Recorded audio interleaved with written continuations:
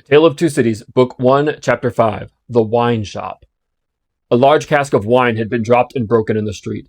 The accident had happened in getting it out of a cart. The cask had tumbled out with a run. The hoops had burst, and it lay on the stones just outside the door of the wine shop, shattered like a walnut shell. All the people within reach had suspended their business, or their idleness, to run to the spot and drink the wine.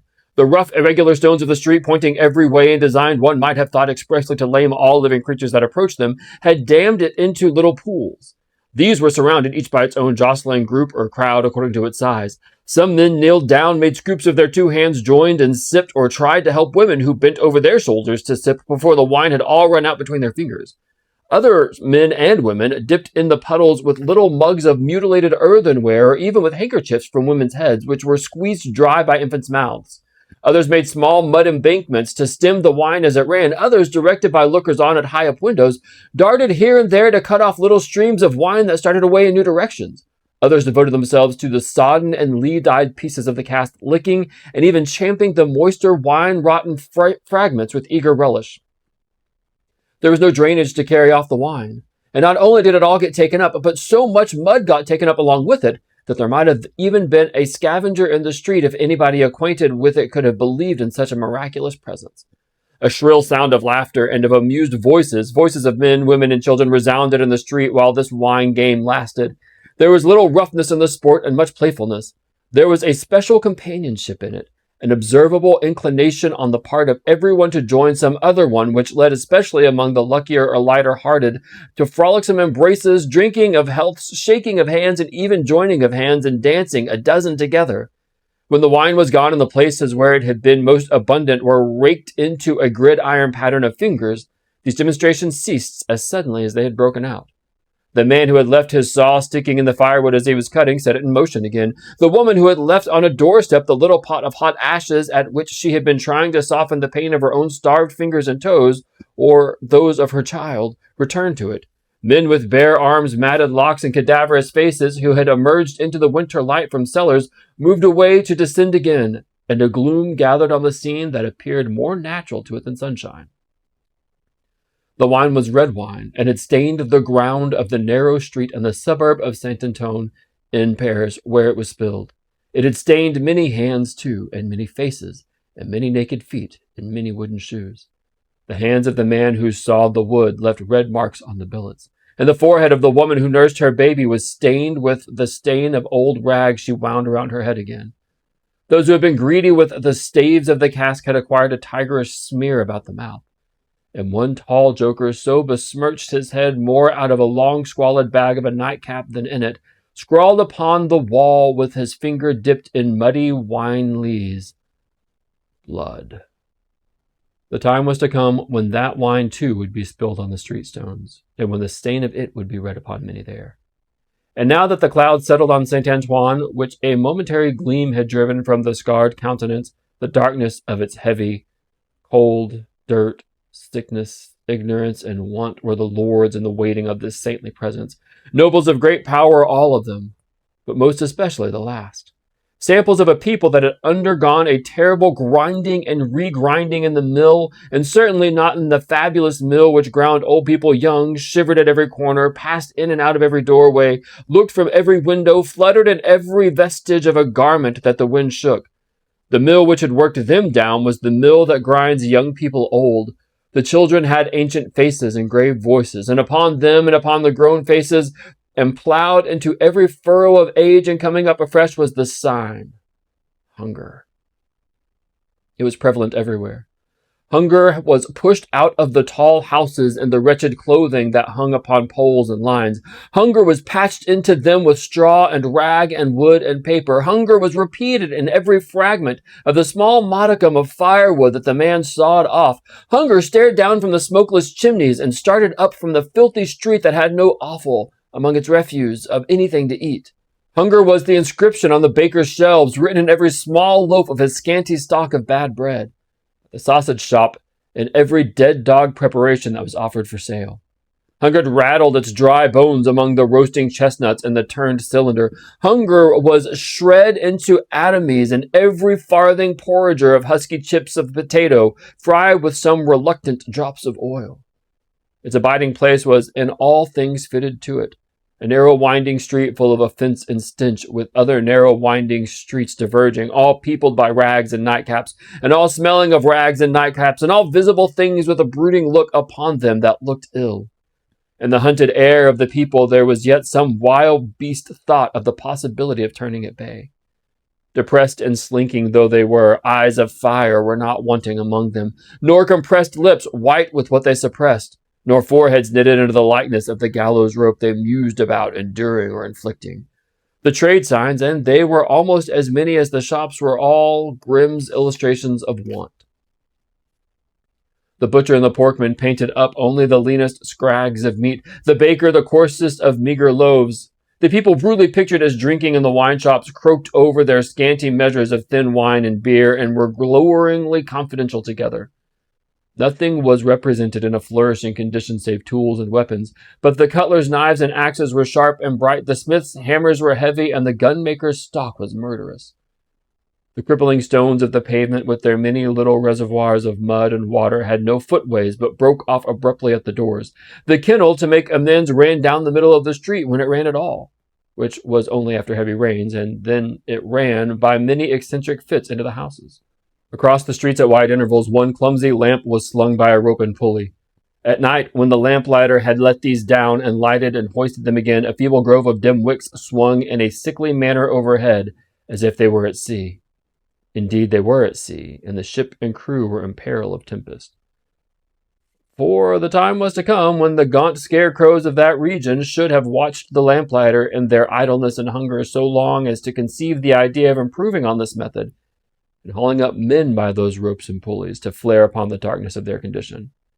But the time was not come yet, and every wind that blew over France shook the rags of the scarecrows in vain, for the birds, fine of song and feather, took no warning.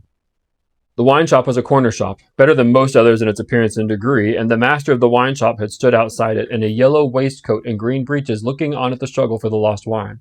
"It's not my affair," said he, with a final shrug of the shoulders. "The people from the market did it, let them bring another." There, his eyes happening to catch the tall joker riding up on his joke, he called to him across the way, "Say then, Gaspard, what do you do there?" The fellow pointed to his joke with immense significance, as is often the way with his tribe. It missed the mark, and completely failed, as is often the way with his tribe, too. "What now? Are you a subject for the mad hospital?" said the wine shop keeper, crossing the road and obliterating the jest with a handful of mud, picked up for the purpose and smeared over it. "Why do you write in the public streets? Tell me thou, is there no place to write such words in?" In his expostulation, he dropped his cleaner hand, perhaps accidentally, perhaps not, upon the joker's heart. The joker rapped it with his own, took a nimble spring upward, and came down in a fantastic dancing attitude, with one of his stained shoes jerked off his foot into his hand and held out. A joker of an extremely, not to say wolfishly, practical character, he looked under those circumstances. Put it on, said the other. "Call wine wine, and finish there." With that advice, he wiped his soiled hand upon the joker's dress, such as it was, quite deliberately, as having dirtied the hand on his account, and then recrossed the road and entered the wine shop. The wine shop keeper was a bull-necked, martial-looking man of 30, and he should have been of a hot temperament, for although it was a bitter day, he wore no coat, but carried one slung over his shoulder. His shirt sleeves were rolled up too, and his brown arms were bare at the elbows. Neither did he wear anything more on his head than his own crisply curling, short, dark hair. He was a dark man altogether, with good eyes and a good bold breadth between them. Good-humored looking on the whole, but implacable looking too. Evidently a man of strong resolution and a set purpose. A man not desirable to be met, rushing down a narrow path with a gulf on either side, for nothing would turn the man. Madame Defarge, his wife, sat in the shop behind the counter as he came in. Madame Defarge was a stout woman of about his own age, with a watchful eye that seldom seemed to look at anything, a large hand heavily ringed, a steady face, strong features, and great composure of manner. There was a character about Madame Defarge from which one might have predicated that she did not often make mistakes against herself in any of the reckonings over which she presided.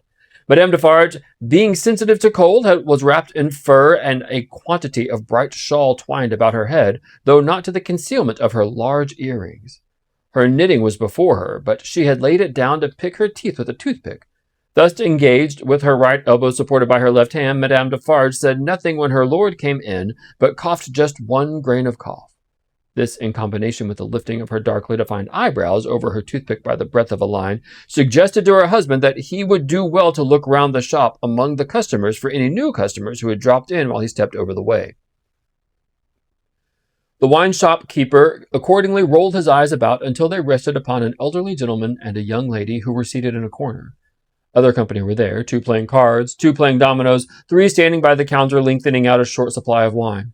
As he passed behind the counter, he took notice that the elderly gentleman said in a look at the young lady, "This is our man." "What the devil do you do in the galley there?" said Monsieur Defarge to himself. "I don't know you." But he feigned not to notice the 2 strangers and fell into discourse with the triumvirate of customers who were drinking at the counter. "How goes it, Jacques?" said one of these 3 to Monsieur Defarge. "Is all the spilt wine swallowed?" "Every drop, Jacques," answered Monsieur Defarge. When the interchange of Christian name was effected, Madame Defarge, picking her teeth with her toothpick, coughed another grain of cough, and raised her eyebrow by the breadth of another line. "It is not often," said the second of the 3, addressing Monsieur Defarge, "that many of these miserable beasts know the taste of wine, or of anything but black bread and death. Is it not so, Jacques?" "It is so, Jacques," Monsieur Defarge returned. At this second interchange of the Christian name, Madame Defarge, still using her toothpick with profound composure, coughed another grain of cough and raised her eyebrows by the breadth of another line. The last of the 3 now said his say as he put down his empty drinking vessel and smacked his lips. "Ah, so much the worse. A bitter taste it is that such poor cattle always have in their mouths, and hard lives they live, Jacques. Am I right, Jacques?" "You are right, Jacques," was the response of Monsieur Defarge. This third interchange of the Christian name was completed at that moment when Madame Defarge put her toothpick by, kept her eyebrows up, and slightly rustled in her seat. "Hold then, true," muttered her husband. "Gentlemen, my wife." The 3 customers pulled off their hats to Madame Defarge with 3 flourishes. She acknowledged their homage by bending her head and giving them a quick look. Then she glanced in a casual manner around the wine shop, took up her knitting with great apparent calmness and repose of spirit, and became absorbed in it. "Gentlemen," said her husband, who had kept his bright eye observantly upon her, "good day. The chamber, furnished bachelor fashion, that you wished to see and were inquiring for when I stepped out, is on the 5th floor. The doorway of the staircase gives on the little courtyard close to the left here," pointing with his hand, "near to the window of the establishment. But, now that I remember, one of you has already been there and can show the way. Gentlemen, adieu." They paid for the wine and left the place. The eyes of Monsieur Defarge were studying his wife at her knitting when the elderly gentleman advanced from the corner and begged the favor of a word. "Willingly, sir," said Monsieur Defarge, and quietly stepped with him to the door. Their conference was very short but very decided. Almost at the very first word, Monsieur Defarge started and became deeply attentive. It had not lasted a minute when he nodded and went out. The gentleman then beckoned to the young lady, and they too went out. Madame Defarge knitted with nimble fingers and steady eyebrows, and saw nothing. Mr. Jarvis Lorry and Miss Manette emerged from the wine shop, thus joined Monsieur Defarge in the doorway to which he had directed his other men just before. It opened from a stinking little black courtyard. It was the general public entrance to a great pile of houses inhabited by a great number of people. In the gloomy tile-paved entry to the gloomy tile-paved staircase, Monsieur Defarge bent down on one knee to the child of his old master and put her hand to his lips. It was a gentle action, but not at all gently done. A very remarkable transformation had come over him in a few seconds.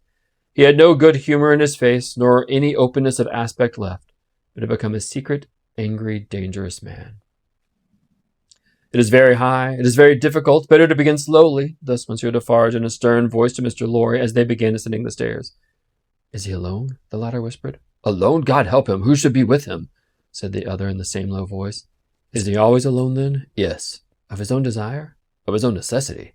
As he was when I first saw him after they found me and demanded to know if I would take him, and at my peril be discreet, as he was then, so is he now." "Is he greatly changed?" "Changed?" The keeper of the wine shop stopped to strike the walls with his hands and mutter a tremendous curse. No direct answer could have been half so forcible. Mr. Lorry's spirits grew heavier and heavier as he and his 2 companions ascended higher and higher. Such a staircase, with its accessories in the older and more crowded parts of Paris, would be bad enough now, but at that time it was vile indeed to unaccustomed and unhardened senses. Every little habitation within the great foul nest of one high building, that is to say, the room or rooms within every door that opened to the general staircase, left its own heap of refuse on its own landing, besides flinging other refuse from its windows. The uncontrollable and hopeless mass of decomposition so engendered would have polluted the air even if poverty and deprivation had not loaded it with their intangible impurities. The two bad sources combined made it almost insupportable. Through such an atmosphere, by a steep, dark shaft of dirt and poison, the way lay. Yielding to its own disturbance of mind and to his young companion's agitation, which became greater every instant, Mr. Jarvis Lorry twice stopped to rest. Each of these stoppages was made at a doleful grating, by which any languishing good airs that were left uncorrupted seemed to escape, and all spoilt and sickly vapors seemed to crawl in. Through the rusted bars, tastes rather than glimpses were caught of the jumbled neighborhood, and nothing within range, nearer or lower than the summits of the two great towers of Notre Dame, had any promise on it of healthy life or wholesome aspirations. At last the top of the staircase was gained, and they stopped for the third time. There was yet an upper staircase of a steeper inclination and of contracted dimensions to be ascended before the garret story was reached. The keeper of the wine shop, always going a little in advance and always going to the side which Mr. Lorry took, as though he dreaded to be asked any question by the young lady, turned himself about here, and carefully feeling in the pockets of his coat he carried over his shoulder, took out a key. "The door is locked, then, my friend?" said Mr. Jarvis. "Ah, yes," was the grim reply of Monsieur Defarge.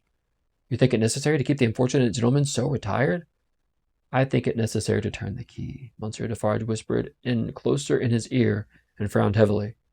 "Why?" "Why? Because he has lived so long locked up that he would be frightened, rave, tear himself to pieces, die, come to know not what harm if this door was left open." "Is it possible?" exclaimed Mr. Lorry. "Is it possible?" repeated Defarge bitterly. "Yes, and a beautiful world we live in when it is possible, and when many other such things are possible, and not only possible, but done. Done, see you, under that sky there, every day. Long live the devil! Let us go on." The dialogue had been held in so very low whisper that not a word of it had reached the young lady's ears. But by this time she trembled under such strong emotion, and her face expressed such deep anxiety, and above all such dread and terror, that Mr. Lorry felt it incumbent to him to speak a word or two of reassurance. "Courage, dear miss, courage. Business. The worst will be over in a moment. It is but passing the room door, and the worst is over. Then all the good you bring to him, all the relief, all the happiness you bring to him begin. Let our good friend here assist you on that side. That's well, friend Defarge. Come now, business, business." They went up slowly and softly. The staircase was short, and they were soon at the shop. There, as it was abrupt turn in it, they came all at once in sight of three men whose heads were bent down close together at the side of a door, and who were intently looking into the room to which the door belonged through some chinks or holes in the wall. On hearing footsteps close at hand, these three turned and rose, and showed themselves to the three of one name who had been drinking in the wine shop. "I forgot them in the surprise of your visit," explained Monsieur Defarge. "Leave us, good boys. We have business here." The three glided by and went silently down. There appearing to be no other door on that floor, and the keeper of the wine shop going straight to this one when they were left alone, Mr. Lorry asked him in a whisper with a little anger, "Do you make a show of Monsieur Manette?" "I show him in the way you have seen to a chosen few." "Is that well?" "I think it is well." "Who are the few? How do you choose them?" "I choose them as real men of my name. Jacques is my name, to whom this sight is likely to do good." "Enough. You are English, that is another thing. Stay there, if you please, a little moment." With an admonitory gesture to keep them back, he stooped and looked in through the crevice in the wall. Soon raising his head again, he struck twice or thrice upon the door, evidently with no other object than to make a noise there. With the same intention, he drew the key across it 3 or 4 times before he put it clumsily into the lock and turned it as heavily as he could. The door slowly opened inward under his hand, and he looked into the room and said something. A faint voice answered something. Little more than a single syllable could have been spoken on either side. He looked back over his shoulder and beckoned them to enter. Mr. Lorry got his arm securely round the daughter's waist and held her, for he felt that she was sinking. Business, he urged, with a moisture that was not of business shining on his cheek. Come in. "I am afraid of it," she answered, shuddering. "Of it? What?" "I mean of him, of my father." Rendered in a manner desperate by her state and by the beckoning of their conductor, he drew over his neck the arm that shook upon his shoulder, lifted her a little, and hurried her into the room. He set her down just within the door and held her clinging to him. Defarge drew out the key, closed the door, locked it on the inside, took out the key again, and held it in his hand. All this he did methodically and with as loud and harsh an accompaniment of noise as he could make. Finally, he walked across the room with a measured tread to where the window was. He stopped there and faced round. The garret, built to be a depository of firewood and the like, was dim and dark, for the window of a dormer's shape was in truth the door of the roof, with a little crane over it for the hoisting up of stores from the street, unglazed and closing up in the middle in two pieces like any other French door in the construction. To exclude the cold, one half of this door was fast dosed, and the other opened up a very little sway. Such a scanty portion of light was admitted through these means that it was difficult on first coming in to see anything, and long habit alone could only slowly form in anyone the ability to do any work requiring nicety in such obscurity. Yet work of that kind was being done in the garret, for, with his back towards the door and his face towards the window where the keeper of the wine shop stood looking at him, a white-haired man sat on a low bench, stooping forward and very busy making shoes. This chapter exemplifies why Charles Dickens is one of the great writers of Western literature. The opening of this chapter is an absolutely brilliant allegory to the blood that will flow in the streets and the revolution that is to come. So as this cask of red wine is broken and the wine runs everywhere, we see that the people are so hungry and so poor, they're desperate to drink the wine out of the streets, even drinking the mud with it and even squeezing it out of handkerchiefs into babies' mouths and sucking it out of the casks of pieces of wood. And if you didn't catch the symbolism, Dickens is brilliant enough to have one person write the word blood in the wine on a wall. We're introduced to the winekeeper, Monsieur Defarge. His wife, Madame Defarge, is one of my favorite characters in all of literature. She is absolutely brilliant. Keep an eye on her. Every subtle movement she makes is powerful and commanding. I love the sentence, "The time was to come when that wine too," speaking of the word blood, "the time was to come when that wine too would be spilled on the street stones, and when the stain of it would be read upon many there." The stains on their mouths, the stains on their brows, the stains on their hands, the stains on their feet. I mean, it's just absolutely brilliant writing. We go into the wine shop and we see Jarvis Lorry and Lucy. Our introduction to Monsieur Defarge, he's staring from the street side. He is powerful, he's in control, and he is not worried about the wine that was broken, even though it was being delivered to his shop. Someone else will take care of it. The personification of the word hunger is absolutely chilling towards the beginning of this chapter as well. As we meet Mr. Lorry and Lucy, we keep hearing this name Jacques being passed back and forth between people in the wine shop and Monsieur Defarge. This is kind of a code name for the revolutionaries of the time. Another thing to make note of is it refers to Madame Defarge knitting. So just kind of put that in the back of your mind. Jarvis Lorry is shocked to find out that Dr. Manette is being kept behind lock and key and that he is so much changed. And then there's a line about poverty that I think is striking and disturbing and unfortunately always relevant. The uncontrollable and hopeless mass of decomposition so engendered would have polluted the air even if poverty and deprivation had not loaded it with their intangible impurities. The two bad sources combined made it almost insupportable. This is as he's climbing the stairs outside of people's apartments, and the trash is piled and piled and piled and piled.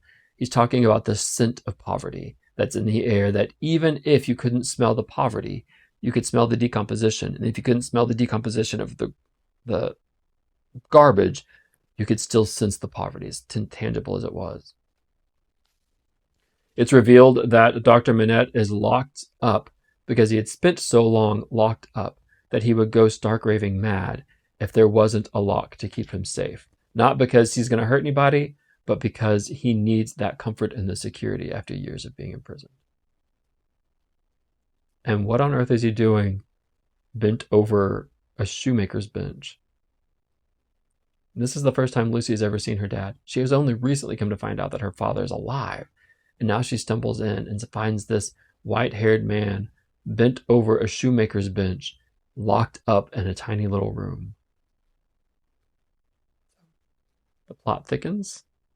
We're introduced to more characters, and we have transitioned from London to Paris in our tale of two cities.